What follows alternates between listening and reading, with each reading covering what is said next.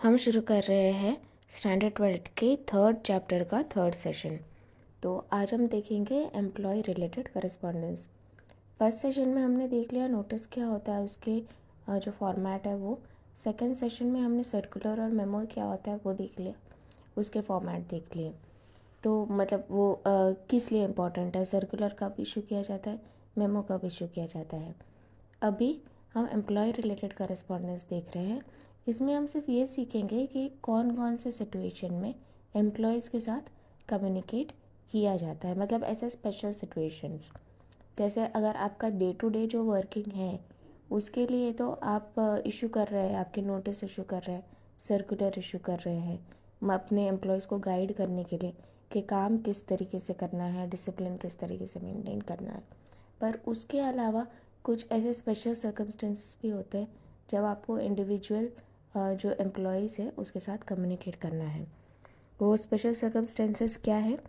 First है recruitment, उसके बाद अपॉइंटमेंट है, ट्रांसफ़र है, प्रमोशन है और डिमोशन है और डिसमिसल ऑफ सर्विस, मतलब जब फाइनली वो आपका जो कंपनी है वो छोड़ के जा रहा है।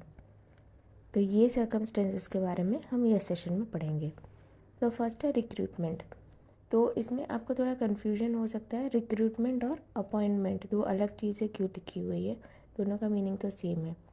रिक्रूटमेंट एक एंटायर प्रोसेस है जिसके थ्रू अपॉइंटमेंट होता है। आपको जब भी आपको लगता है कि मेरी जो कंपनी है, मेरे कंपनी को मैन पावर की ज़रूरत है, एम्प्लॉयज़ की ज़रूरत है, तो आप रिक्रूटमेंट का प्रोसेस शुरू करेंगे। इसमें एडवर्टाइजमेंट रिलीज़ करना भी इंक्लूडेड है। आपको जब भी नया एम्प्लॉय चाहिए तो आपको लोगों को बताना तो पड़ेगा ना कि मुझे नया एम्प्लॉय चाहिए, मैं किसी को अपने फर्म में अपॉइंट करना चाहता हूँ। तो उसके लिए आपको एडवर्टाइजमेंट भी करना पड़ेगा। तो वो एडवर्टाइजमेंट भी इसमें इंक्लूडेड है। अगर आपकी जो कंपनी है वो कोई टेस्ट ले रही हो, ऑनलाइन टेस्ट ले रही है या फिर रिटर्न टेस्ट ले रही है, तो जो भी कैंडिडेट्स ने अप्लाई किया है आपके फर्म के साथ, उसको आपको एक लेटर देके टेस्ट का डेट, टाइम, वेन्यू, लोकेशन सब कुछ बताना पड़ेगा। वो भी लेटर ऑफ रिक्रूटमेंट में इंक्लूडेड है। उसके बाद फाइनली जो भी लोग टेस्ट में पास हुए हैं उनको इंटरव्यू के लिए भी बुलाना पड़ेगा। वो लेटर ऑफ इंटरव्यू भी इसका पार्ट है। और फिर फाइनली एक बार जब सिलेक्शन हो जाता है उसके बाद आप नेक्स्ट स्टेज पे जाओगे अपॉइंटमेंट वाले, वहाँ पे आप लेटर ऑफ अपॉइंटमेंट दे दोगे। पर अपॉइंटमेंट के पहले आपने जो भी प्रोसेस किया, एडवर्टाइजमेंट करना, एग्ज़ाम कंडक्ट करना, एग्ज़ाम के लिए सबको बुलाना, इंटरव्यू के लिए सबको बुलाना, वो सब रिक्रूटमेंट लेटर्स का पार्ट है। तो देखते हैं, the importance of valued employ has increase due to increase in technology. तो एम्प्लॉयज़ हमेशा से ही इम्पॉर्टेंट रहे हैं। आपने जैसे फैक्टर्स ऑफ प्रोडक्शन पहले पढ़े होंगे, तो उसमें फैक्टर ऑफ प्रोडक्शन मतलब जो बिज़नेस शुरू करने के लिए कौन सी चीज़ें इम्पॉर्टेंट है, तो उसमें तो पहली चीज़ होती है कि आपको कैपिटल चाहिए, पैसा चाहिए। उसके बाद आपको लैंड चाहिए, ज़मीन चाहिए जहाँ पे आप अपना बिज़नेस सेट कर सकते हो। और फिर आपको एम्प्लॉयज़ चाहिए, मैन पावर चाहिए होता है जो कि आपके लिए काम करेंगे, क्योंकि बिज़नेस आप खुद अकेले कभी उसको खड़ा नहीं कर सकते। उसके लिए एम्प्लॉयज़ होना ज़रूरी है और अच्छे एम्प्लॉयज़ होना और भी ज़्यादा ज़रूरी है। तो पहले से ही एम्प्लॉयज़ का बहुत नेसेसरी था, और अभी जब से टेक्नोलॉजी आ गई है तब तो और ज़्यादा इम्पोर्टेंट हो गया है, क्योंकि आप किसी भी एम्प्लॉय को ऐसे ही अपॉइंट नहीं कर सकते हो। आपको प्रॉपरली देखना पड़ेगा कि उसके पास स्किल्स है कि नहीं है। Human resources are considered as wealth in business, so it is necessary to appoint efficient employees and to retain them. ज़रूरी है कि आप स्किलफुल एम्प्लॉयज़ को अपॉइंट करें, उसके बाद आपको उसे अपने पास रखना भी है। ऐसा नहीं होना चाहिए कि आज अपॉइंट कर दिया, कल झगड़ा कर दिया, तीसरे दिन छोड़ के चले गए। आपको मेथड पता होने चाहिए कि अच्छे जो एम्प्लॉयज़ है उसको अपने पास किस तरीके से मेंटेन करके रखा जाए। Process of recruitment of employees, promotion, transfer, demotion and end of service are to be handled properly. ये सारी जो चीज़ें हैं, एम्प्लॉय रिलेटेड, प्रमोशन है, ट्रांसफ़र है, ये सब कुछ प्रॉपरली हैंडल होना चाहिए। इसमें अगर आपका झगड़ा हो गया तो फिर आपका जो एम्प्लॉई है वो डिससेटिस्फाई हो जाएगा, और वो अगर बहुत एफिशिएंट एम्प्लॉई है और आपको छोड़ के चला गया तो अल्टीमेटली आपको ही नुकसान है। तो अभी हम शुरू करते हैं रिक्रूटमेंट से। In an ordinary sense, recruitment means to appoint the required employees in the business firm or organization. However, the meaning of recruitment is not restricted to recruiting a person. Recruitment means to appoint an employee at the proper time with proper qualification and in required number. तो recruitment में आपको 3 चीज़ों का ध्यान रखना है कि आप जो एम्प्लॉईज़ को अपॉइंट कर रहे हो सही टाइम पे आपको अपॉइंट करना है, उसके पास प्रॉपर क्वालिफ़िकेशन होना चाहिए और रिक्वायर्ड नंबर में होना चाहिए। प्रॉपर क्वालिफ़िकेशन मतलब अगर मुझे इंजीनियर चाहिए तो मैं जाके बीकॉम को अपॉइंट नहीं कर सकती हूँ। रिक्वायर्ड नंबर मतलब अगर मैं एक नया प्रोजेक्ट शुरू कर रही हूँ जिसके लिए मैं 6 इंजीनियर्स चाहती हूँ, तो ऐसा नहीं हो सकता कि मैं सिर्फ 4 को ले लूँ, या फिर ऐसा भी नहीं होना चाहिए कि 6 के सामने मैंने 8 लोगों को ले लिया। तो जितना मेरे को ज़रूरत है, रिक्वायर्ड नंबर है, उतने में ही अपॉइंट करना है। और प्रॉपर टाइम का क्या मतलब होता है कि सपोज़ मेरा कोई एक एम्प्लॉय छोड़ के जा रहा है मुझे, उसने 2 महीने का नोटिस पीरियड दिया हुआ है, और उसके बाद और फिर वो 2 महीना भी लैप्स हो गया और मैंने अपना रिक्रूटमेंट प्रोसेस शुरू ही नहीं किया। उसके फिर 2 महीने बाद मैं अपना रिक्रूटमेंट प्रोसेस शुरू कर रही हूँ और फिर मुझे रिक्रूटमेंट करने में 4-5 महीना लग गया। तो टोटल मेरा जो ऑफिस है वो विदाउट एक एम्प्लॉय के 6-7 महीने तक चल रहा है। तो इसकी वजह से क्या होगा, मेरा काम भी सफ़र होगा। वो जो पर्सन मुझे छोड़ के चला गया है, वो जो सीट खाली है, पोस्ट खाली है, वो पोस्ट पे काम तो होगा, तो वो काम ने 6-7 महीने डिले हो जाएगा। तो बहुत ज़रूरी है कि आप प्रॉपर टाइम पे उसको अपॉइंट करें, टाइमली अपॉइंट करें। वो अपॉइंटमेंट और ये सब प्रोसेस में डिले नहीं होना चाहिए। The main object of a recruitment process is to obtain qualified person from expert from the concerned field. तो उसका मेन ऑब्जेक्टिव क्या है रिक्रूटमेंट का, कि आपको क्वालिफाइड एम्प्लॉयज़ मिलने चाहिए। सो रिक्रूटमेंट 2 तरीके से होता है, डायरेक्ट एंड इनडायरेक्ट। डायरेक्ट मतलब आपके खुद के जो एम्प्लॉयज़ हैं जो लोअर लेवल पे, उसमें से आप चूज़ कर सकते हो कि आप किसे रिक्रूट करना चाहते हो। इनडायरेक्ट ये है कि आप ऑफिस के बाहर देखेंगे लोगों को, बाहर से लोगों को इनविटेशन इनवाइट करेंगे। फॉर एग्ज़ाम्पल आपके ऑफिस में असिस्टेंट मैनेजर का पोस्ट खाली हुआ है, वो जो असिस्टेंट मैनेजर था उसने आपको फर्म को छोड़ दिया या फिर वो रिटायर हो गया, जो भी उसका रीज़न हो, वो आपका पोस्ट खाली है। तो आप ये कर सकते हो कि आपके पास, आप ये सोच सकते हो कि मेरे पास 10 सुपरवाइज़र है, ये जो 10 सुपरवाइज़र है उन्हीं का मैं एक बार इंटरव्यू ले लूँगा और फिर उसमें से किसी एक को जो अच्छा है उसे असिस्टेंट मैनेजर बना सकता हूँ। ये डायरेक्ट मेथड हो गया। इनडायरेक्ट मेथड क्या हुआ कि आप कैंपस में जाएंगे, कॉलेजेस में जाएंगे, कैंपस सिलेक्शन करेंगे या फिर कोई न्यूज़पेपर में एडवर्टाइजमेंट डालेंगे और नए बाहर वाले लोगों से application मंगवाएंगे। So first is direct recruitment is type of recruitment when employee is appointed from the present or past employees of the company. तो जो present employees है उसमें से आप select करोगे, जो past employees है उसमें से भी आप select कर सकते हो। फॉर एग्ज़ाम्पल कोई ऐसा सुपरवाइज़र है या कोई ऐसा इंसान है जो 6 महीने पहले आपको बहुत अच्छा काम करता था, लेकिन उसको किसी और फर्म में अच्छा पोजीशन मिल गया, इसलिए वो 6 महीने पहले आपको छोड़ के चला गया। तो तब आप उसको सीट ऑफ़र नहीं कर पाए क्योंकि आपके पास असिस्टेंट मैनेजर का सीट खाली नहीं था। पर अभी आपके पास सीट खाली है, तो आप ये सोच सकते हो, आप किसी को बोल सकते हो कि भाई वो बंदा अच्छा काम करता था, तो हम उसको फ़ोन करके एक बार बोले कि आप आओ और इंटरव्यू दीजिए। तो ये देखो, ये आपके रियल लाइफ में आपके जो आप जब जॉब करोगे तो ये चीज़ बहुत ध्यान रखने वाली चीज़ है कि आप जब भी कोई कंपनी छोड़ते हो, आप जब भी कहीं पे भी काम करोगे, आपको बहुत सारे कंप्लेंट्स होंगे, आपको अपना सीनियर अच्छा नहीं लगेगा, आपको अपना कलीग अच्छा नहीं लगेगा, वो ऑब्वियस है, वो सबके साथ होता है। लेकिन आप जब भी कंपनी छोड़ते हो ना, लोगों का एक मेंटालिटी होता है कि मैं उसको दिखा दूँगा, मैं उसको जाते जाते है ना 2 गाली दे के जाऊँगा। तो अगर आपने ये किया ना, आपने जाते टाइम अपने रिलेशन बिगाड़ दिया ना, तो आप कभी भी उस फर्म में वापस नहीं आ पाओगे। हो सकता है आप गए हो दूसरे ऑफिस में, वहाँ पे मैनेजर का जो सैलरी है वो 18,000 है, अभी आप 15,000 कमा रहे हो ये फर्म में, दूसरा फर्म में जा रहे हो तो वहाँ 18,000 है। तो ये पुराने फर्म को आप गाली दे के गए, जाने के टाइम पे झगड़ा करके गए वहाँ से। हो सकता है कि फ्यूचर में वो जो पुराना फर्म है वहाँ पे कोई ऐसा पोजीशन खुले जो कि 25,000 का है, 30,000 का है, तो वो लोग आपको कभी बुलाएंगे ही नहीं। आपकी जो अपॉर्चुनिटी है वो चली जाएगी जस्ट बिकॉज आपने अपने एक्स एम्प्लॉय के साथ रिलेशन अच्छे नहीं मेंटेन किए। तो हमेशा ही ऑफिशियली रिलेशन अच्छे मेंटेन करना सीखो।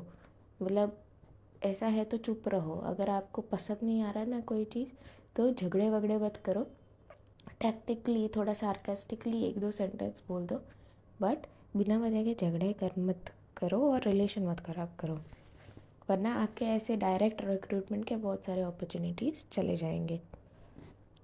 नेक्स्ट है इनडायरेक्ट रिक्रूटमेंट। तो इनडायरेक्ट रिक्रूटमेंट में क्या होता है कि type of recruitment when an employ is appointed through the medium of advertisement और जॉब प्लेसमेंट एजेंसी। ऐसे बहुत सी एजेंसी भी होती है जिसको रिज्यूमे बच्चे जो होते हैं, स्टूडेंट्स होते हैं या फिर दूसरे लोग होते हैं, वो अपने रिज्यूमे उसको सबमिट करते हैं, और जब भी कोई कंपनी वाले को ज़रूरत होती है तो वो लोग ये एजेंसीज़ को अपॉइंट करते हैं। एजेंसीज़ निकालती है कि भाई इनको वो एजेंसीज़ जो है वो कंपनी से उनका रिक्वायरमेंट मांगती है कि आपको कौन सा एजुकेशन क्वालिफिकेशन वाले लोग चाहिए, और वो क्वालिफिकेशन वाले रेज्यूमेस को निकाल के कंपनी को देती है। तो रिक्रूटमेंट क्या है? रिक्रूटमेंट इज़ एंटायर प्रोसेस जिसके थ्रू आप अपॉइंट करोगे, और 2 टाइप के होते हैं, डायरेक्ट एंड इनडायरेक्ट। नेक्स्ट हम देख रहे हैं अपॉइंटमेंट। सो एडवर्टाइजमेंट देने के बाद आपने क्वालिफाइड कैंडिडेट को सिलेक्ट भी कर लिया, अभी आपको उसको बस लेटर ऑफ अपॉइंटमेंट देना है। So after giving an advertisement for recruitment, qualified candidates are selected. Procedure of selection varies in various organisation. The basis of selection depends on size of organization, its scope and type of employees. After selecting the employee, he is appointed for the post for which she is selected. Candidates selected are given appointment letter. तो ये जो selection का procedure है वो depend करेगा organisation to organisation, उनके क्या requirement है उस हिसाब से। फॉर एग्ज़ाम्पल अगर आपको ध्यान ना हो तो जैसे बैंक में रिक्रूटमेंट होता है तो सभी बैंक का कॉमन रिक्रूटमेंट होता है। उसके लिए वो क्या करते हैं, एक रिटर्न एग्ज़ाम लेते हैं जिसमें लॉजिकल रीजनिंग होता है, मैथमेटिक्स होता है, ये सारे की एक रिटर्न एग्ज़ाम होता है। रिटर्न एग्ज़ाम सब जितने भी कैंडिडेट्स हैं, लाखों कैंडिडेट्स होते हैं, वो रिटर्न एग्ज़ाम देते हैं। रिटर्न एग्ज़ाम में जो कट ऑफ होता है, सपोज़ सभी बैंक को, मतलब वो एक बैंक का नहीं होता, सभी बैंक मिल के साथ में करती है वो और सभी बैंक में अगर टोटल 400 वैकेंसी है तो वो जो टॉप 400 लोग हैं या जो टॉप 600 लोग हैं उनको नेक्स्ट स्टेज इंटरव्यू के लिए बुलाएंगे, और फिर बैंक वाइज इंटरव्यू अलग अलग होगा।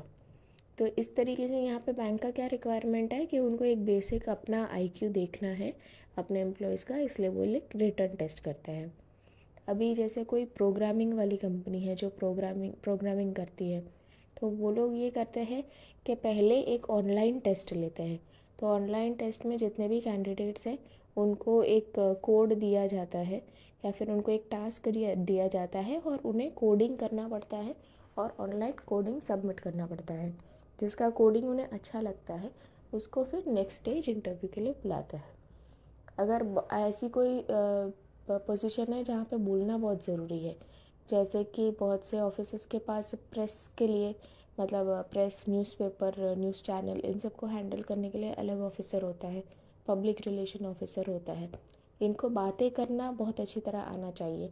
तो इन केसेस में ग्रुप डिस्कशन, और ये सारे ग्रुप डिस्कशन का भी एक सेशन होल्ड करता है जो उसमें देखता है कि ग्रुप डिस्कशन में इन लोगों का कैसा परफॉर्मेंस है, वो कितना अच्छी तरीके से बात कर पा रहे हैं या फिर सिचुएशन को हैंडल कर पा रहे हैं। तो हर एक फर्म का रिक्वायरमेंट के हिसाब से सिलेक्शन प्रोसेस अलग अलग रहेगा। बट जो भी है, एक बार सिलेक्शन प्रोसेस हो जाता है, इंटरव्यू हो जाता है, उसके बाद फाइनली जो भी सिलेक्टेड कैंडिडेट है उसको अपॉइंटमेंट लेटर मिलेगा। अपॉइंटमेंट लेटर में क्या होगा, लेटर का फॉर्मेट तो आप ऑलरेडी सीख ही चुके हो कि कहाँ पे डेट होगा, कहाँ पे इनसाइड एड्रेस होगा। अभी जो हम देख रहे हैं वो बॉडी ऑफ लेटर देख रहे हैं कि बॉडी ऑफ लेटर में कौन कौन सी चीज़ें इंक्लूडेड है।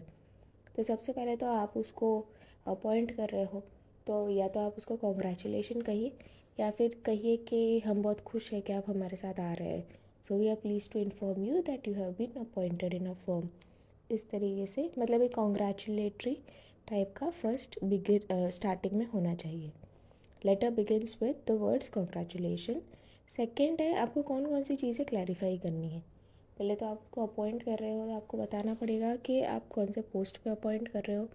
फिर ये बताइए कि आप परमानेंट है, पार्ट टाइम है, फ्रीलांसर की तरह अपॉइंट हुए हो, या फिर आपका प्रोबेशन क्या है। प्रोबेशन मतलब स्टार्टिंग में जो जब भी अपॉइंटमेंट होता है तो 1-2 साल का प्रोबेशन होता है। 1-2 साल में देखा जाता है कि आप काम ढंग से कर पा रहे हो कि नहीं। अगर नहीं कर पा रहे हो तो फिर वो आपको रिलीव कहते हैं कि आप छोड़ दीजिए ऑफिस। अगर आप कर पा रहे हो तो फिर आपको परमानेंट किया जाता है। तो आपको प्रोबेशन टाइम स्पेसिफाई करना पड़ता है। उसके अलावा आपकी जो सैलरी है, अलावेंस है, आप जॉब किस लिए कर रहे हो, पैसे के लिए कर रहे हो ना, तो आपकी सैलरी है, अलावेंस है, आपके कोई और बेनिफिट्स है, वो सारी चीज़ें मेंशन की जाती है। अगर कुछ ऐसे डिडक्शंस भी है कि आप पीएफ का बेनिफिट मिलेगा, ईएसआईसी का बेनिफिट मिलेगा, स्टेट इंश्योरेंस का बेनिफिट मिलेगा, तो वो सब भी मेंशन किया जाता है। उसके बाद आपको फाइनली ये बताया जाता है कि आप एक्सपेक्ट क्या करते हो। फॉर एग्ज़ाम्पल जब भी आप इंटरव्यू के लिए जैसे जाते हो प्रैक्टिकली, तो वो इंटरव्यूअर अगर उसको आप पसंद आए तो वो एक पूछ लेता है कि आप कब तक ज्वाइन कर पाओगे। तो मोस्टली क्या होता है, हम एक ऑफ़िस छोड़ के दूसरे ऑफ़िस में जा रहे हैं तो उनको वो बताना पड़ता है कि सर मेरे पुराने ऑफ़िस में मुझे 2 महीने का नोटिस पीरियड देना है, तो मैं आपको 2 महीने बाद ज्वाइन कर सकता हूँ। तो ये जो कंपनी है, जो नई कंपनी है, तो वो बताएगी कि we expect you to join with in 3 months, या फिर we expect you to join before 1 February 2025। इस तरीके से वो एक डेट बताएगी कि कब तक आपको ज्वाइन करना है। और फिर फाइनल क्योंकि अगर सपोज़ आपने 1 फरवरी तक ज्वाइन नहीं किया तो फिर वो वापस उसको रिक्रूटमेंट प्रोसेस शुरू करना पड़ेगा। वो अनलिमिटेड टाइम तक आपका इंतज़ार तो नहीं कर सकती है ना। और फिर लास्ट में आप उसे बेस्ट विशेस देंगे। तो ये सारे पॉइंट्स उसमें आपके जो अपॉइंटमेंट लेटर है उसके में होने चाहिए। नेक्स्ट है, अभी तो आपके पास एक एम्प्लॉई अच्छा आ गया, अब वो वहाँ पे काम कर रहा है, तो अभी काम करते करते उसको 7-8 साल हो गया है। अभी वो थोड़ा डिस्करेज हो रहा है, वो उसको थोड़ा क्या कहते हैं आइडेंटिटी क्राइसिस टाइप का हो रहा है कि 8 साल से मैं यही काम कर रहा हूँ, कुछ नया नहीं है, कुछ मज़ा नहीं आ रहा, और मैं लाइफ में पूरा लाइफ जो 30-35 साल का जॉब है यहीं पे फंसा रहूँगा क्या, इसी ऑफिस में रहूँगा। ऐसा सब उसको आइडेंटिटी क्राइसिस हो रहा है, दुखी हो रहा है। तो आपका एज अ कंपनी आपका क्या रिस्पॉन्सिबिलिटी है, आप उसको इंकरेज करो। इंकरेज किस तरीके से करोगे, उसका एक मेथड है प्रमोशन।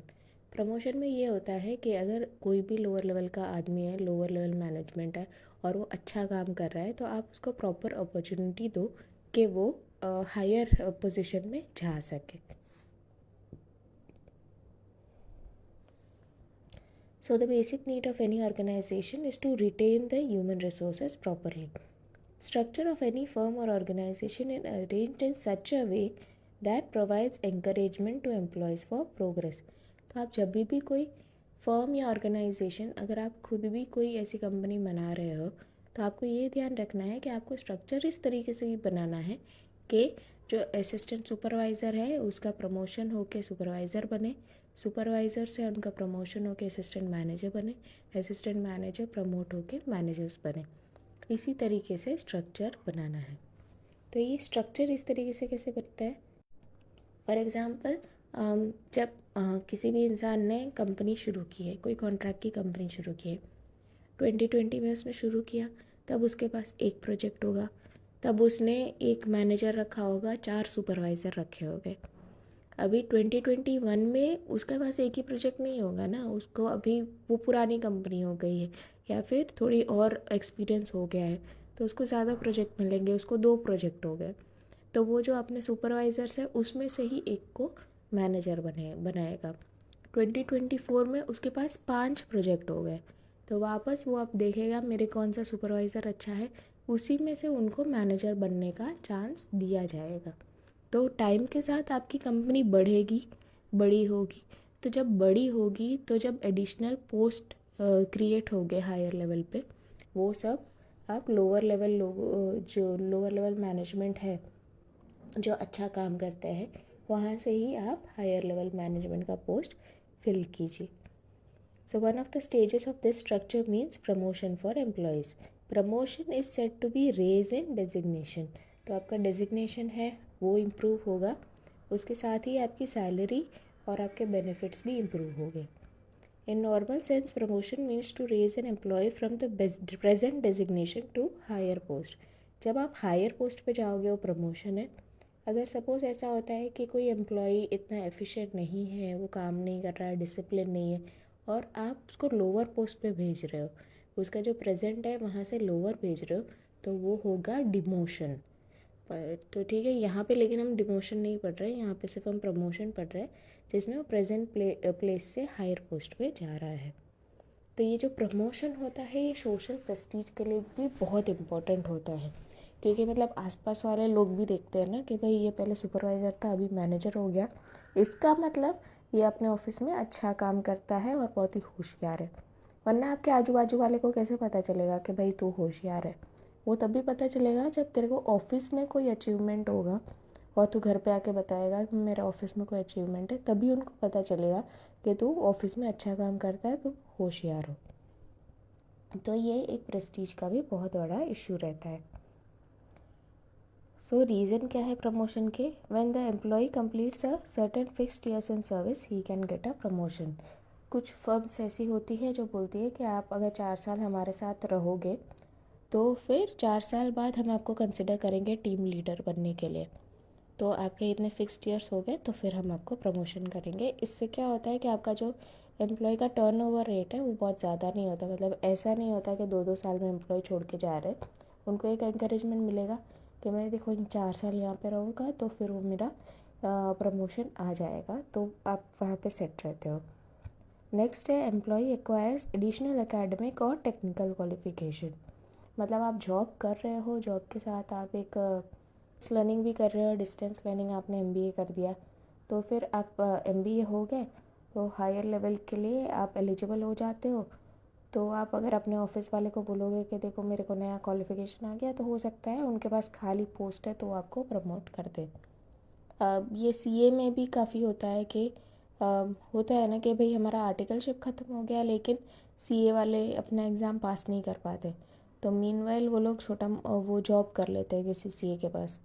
तो सीए के पास जॉब कर रहे हैं और उसी टाइम पे उसका एग्ज़ाम भी कंप्लीट हो गया, तो वो जहाँ पे जॉब कर रहा है वो लोग ये ऑफ़र कर देते हैं कि ठीक है तुम्हारा एग्ज़ाम कंप्लीट हो गया तो अभी तुम चाहते हो तो हमारे पार्टनर भी बन सकते हो। तो आपने कोई एडिशनल एकेडमिक क्वालिफ़िकेशन या टेक्निकल क्वालिफ़िकेशन मिला आपको, वो डिग्री मिल गई, तो अभी आपको प्रमोट करेंगे। थर्ड है when the employ acquire special achievement he is promoted. For example आपका जो बॉस था वो छुट्टी पे था, वो बीमार हो गया अचानक से और छुट्टी पे चला गया, तो जो जूनियर है उसको बोला कि भाई ये तो बहुत अचानक से वो छुट्टी पे चला गया, बीमार हो गया, तो तुम ये काम, ये वाला प्रोजेक्ट हैंडल कर लो। तो उसके बॉस के बदले आपने स्टेप अप किया और आपने रिस्पॉन्सिबिलिटी हैंडल की और अच्छी तरीके से प्रोजेक्ट हो गया। तो फिर भी वो एक स्पेशल अचीवमेंट हुआ ना कि आप एक लोअर लेवल एम्प्लॉय हो लेकिन आपने एक हायर लेवल एम्प्लॉय का काम बहुत ही अच्छी तरीके से कर लिया, ये आपका एक स्पेशल अचीवमेंट है, तो इसको देख के भी आप प्रमोट हो सकते हो। फोर्थ है considering the special expertise skill the employ is promoted. अगर आपके पास कोई ऐसा स्पेशल स्किल है, स्पेशल एक्सपर्टीज़ है जो कि अभी कंपनी को चाहिए, तो भी आपको प्रमोट कर सकते हैं। फॉर एग्ज़ाम्पल आपको कंप्यूटर्स में अच्छी तरह नॉलेज है, कंप्यूटर का कोडिंग प्रोग्रामिंग सबका नॉलेज है, और आपने जब ऑफिस ज्वाइन किया था तब हो सकता है आपको इतना नॉलेज ना हो, 1-2 साल पहले कंपनी को भी इतना ज़रूरत ना हो, तो उसने आपको असिस्टेंट के जॉब पे रखा था। लेकिन अभी जो कंपनी है वो अपना खुद का एक नया सॉफ्टवेयर इम्प्लीमेंट कर रही है। तो उन्होंने रियलाइज़ किया कि हमको सॉफ्टवेयर इम्प्लीमेंट करने के लिए एक प्रॉपर कंप्यूटर एफिशिएंट पर्सन की ज़रूरत है, और वो जब आपको देखती है तो आपके पास वो क्वालिफ़िकेशन है, तो हो सकता है उसकी जो रिक्वायरमेंट है, कंपनी की जो रिक्वायरमेंट है वो चेंज हो गई है, तो उस हिसाब से वो आपको प्रमोट कर दे। Promotion is given considering the need of the organisation. मतलब ये देखिए कि भाई फिक्स्ड नंबर ऑफ़ ईयर्स, हमने जो पहले देखा था कि 4 साल बाद आपको प्रमोशन मिलेगा, पर अभी कंपनी ऐसे स्टेज में कि वो एक्सपेंशन कर रही है, बहुत सारे ब्रांचेस ऐड कर रही है, तो अगर आपको 4 साल कंप्लीट नहीं हुआ, सिर्फ 2 या 3 साल कंप्लीट हुआ है, तो भी हो सकता है आपको प्रमोशन दे सके। और एट द सेम टाइम इसका उल्टा भी हो सकता है कि भाई आपके 4 साल हो गए हैं लेकिन कंपनी को कुछ लॉस हो रहा है, तो हो सकता है आपको प्रमोशन ना दे सके, पर 4 साल बाद नहीं देगी, पर हो सकता है 6 साल बाद दे दे। तो कंपनी का जो भी नीड्स है, जो भी रिक्वायरमेंट है, उस हिसाब से आपको प्रमोशन मिलेगा। नेक्स्ट है ट्रांसफ़र। ट्रांसफ़र में क्या होता है कि आप सेम पोस्ट पे हो। प्रमोशन में क्या हुआ था कि एक पोस्ट से दूसरे हायर पोस्ट पे जा रहे हो। जब आप हायर पोस्ट पे जा रहे हो तो हो सकता है कि सेम लोकेशन पे पोस्ट ना हो, आपको कहीं और जाना पड़े, लेकिन फिर भी वो इसमें सिर्फ प्रमोशन में इंक्लूडेड है। ट्रांसफ़र में क्या होता है कि आप सेम पोस्ट पे एक जगह से दूसरे जगह पे जा रहे हो। फॉर एग्ज़ाम्पल उसके पास राजकोट ब्रांच है, सुरेंद्र नगर ब्रांच है, तो उन्होंने आपको राजकोट से सुरेंद्र नगर भेज दिया सेम मैनेजर वाले पोस्ट पे, आपको कोई प्रमोशन नहीं दिया गया है। So that is called a transfer. Function of HR manager is to get employees, assign them work according to their ability, to train them and retain them. तो HR वाले क्या करेंगे, पहले तो रिक्रूट करेंगे एम्प्लॉयज़ को, अपॉइंट करेंगे, उसके बाद उनको ट्रेन करेंगे, उनको सिखाएंगे काम कैसे करना है, उसके बाद उनको उसे काम देना है, उनकी जो कैपेबिलिटीज़ है उसके हिसाब से काम देना है। आपने काम दिया, वो अच्छा नहीं कर रहा, तो आप उसको दूसरा काम दो, रीअसाइन करो, और फिर आप जब उसको अलग अलग काम टाइप के काम दे रहे हो, तो आपको उसको बार बार रीट्रेन भी करना पड़ेगा, अलग अलग काम सिखाना भी पड़ेगा। When an employee shifted from one place to some other place without change in responsibility, duty, designation, remuneration and skill, it is called transfer. एक जगह से दूसरे जगह जा रहा है बट चेंज नहीं है इन हिज डेजिग्नेशन और हिज रिस्पॉन्सिबिलिटी और हिज रेम्यूनरेशन। ठीक है, हो सकता है डेजिग्नेशन में चेंज हो लेकिन रेम्यूनरेशन में चेंज नहीं है, हो सकता है रेम्यूनरेशन में थोड़ा बहुत चेंज हो लेकिन उसके रिस्पॉन्सिबिलिटी में कोई चेंज नहीं है, तो फिर मतलब ये सारी चीज़ें फुलफ़िल होनी चाहिए, तो ही उसको आप प्रमोशन डिमोशन कुछ बोल सकते हो। अगर ये सारी चीज़ें मोर और लेस इक्वल रह रही है तो फिर उसको ट्रांसफ़र कहा जाएगा। डेजिग्नेशन में चेंज क्यों बोल रही हूँ, बिकॉज कई बार जैसे होता है कि परचेज डिपार्टमेंट में जैसे असिस्टेंट का पोस्ट है, स्टोर डिपार्टमेंट में वो असिस्टेंट नाम का पोस्ट ही नहीं है, वहाँ पे सुपरवाइज़र है पोस्ट का नाम। दोनों जो लोग हैं, असिस्टेंट, परचेज डिपार्टमेंट का असिस्टेंट और स्टोर डिपार्टमेंट का सुपरवाइज़र, दोनों की सैलरी सेम ही है, 15,000 है, लेकिन बस दोनों का डेजिग्नेशन, दोनों का नाम अलग अलग है, तो फिर इस केस में उसको ट्रांसफ़र ही माना जाएगा। आपको परचेज डिपार्टमेंट के असिस्टेंट से स्टोर डिपार्टमेंट का सुपरवाइज़र बना दिया तो उसको ट्रांसफ़र ही माना जाएगा, बिकॉज रेम्यूनरेशन सेम है, तो उसको प्रमोशन या डिमोशन ऐसे कुछ नहीं माना जाएगा। तो इसलिए चेंज इन डिजिग्नेशन हो सकता है। और रेम्यूनरेशन में इसलिए बोल रही थी कि कभी कभी सिटी के हिसाब से क्या थोड़ा अलाउंस ऊपर नीचे होता है, कि अहमदाबाद महंगी सिटी है, तो अगर आपको अहमदाबाद में ट्रांसफ़र कर रहे हैं तो आपको घर के लिए और ये जो डीए होता है, डियरनेस अलाउंस, वो थोड़ा ज़्यादा परसेंटेज वाइज होगा। और अगर आप राजकोट, जामनगर जाओगे जो सस्ती सिटी है, तो वहाँ पे आपको अलाउंस थोड़ा कम मिल जाएगा, डीए थोड़ा कम मिलेगा, पर वो आपके वजह से नहीं है, आपने कुछ किया उसके वजह से नहीं है, वो सिटी के वजह से है। आपका रेम्यूनरेशन तो मोर और लेस इक्वल ही है, बट सिटी की जो महंगाई होती है स्टैंडर्ड ऑफ लिविंग के हिसाब से, उसमें आपको मेंटेन करने के लिए थोड़ा बहुत अलाउंस ऊपर नीचे करते हैं। तो मोर और लेस लेकिन आपका रिस्पॉन्सिबिलिटी, ड्यूटी सब कुछ सेम ही है, तो फिर उसको ट्रांसफ़र ही माना जाएगा। A transfer can be from one branch to another, Rajkot Surendranagar, Rajkot Ahmedabad, ऐसे हो सकता है एक ब्रांच से अनदर, और from one department to another department, मतलब परचेज डिपार्टमेंट से स्टोर में चले गए, ऐसे भी हो सकता है। लोकेशन सेम ही है, सिटी सेम ही है, प्रेमाइसेस भी सेम ही है, लेकिन बस डिपार्टमेंट आपका चेंज हो गया। Employees is informed well in advance regarding the transfer, but in certain essential service transfer is made and implemented immediately. इसका मतलब एम्प्लॉय को आपको एडवांस में ही बताना है, आप उसको ट्रांसफ़र मतलब एक जगह से दूसरे जगह जाने के लिए, या फिर एक डिपार्टमेंट से दूसरे डिपार्टमेंट जाने के लिए उसको सफिशेंट टाइम दो। उसको ऐसा नहीं कि भाई आज आपका ट्रांसफ़र ऑर्डर निकला, कल आप पहुंच जाओ वहाँ पे, वैसा नहीं, उसको 1 महीने का टाइम दीजिए नए पोस्ट पे जाने के लिए। ये क्यों होता है?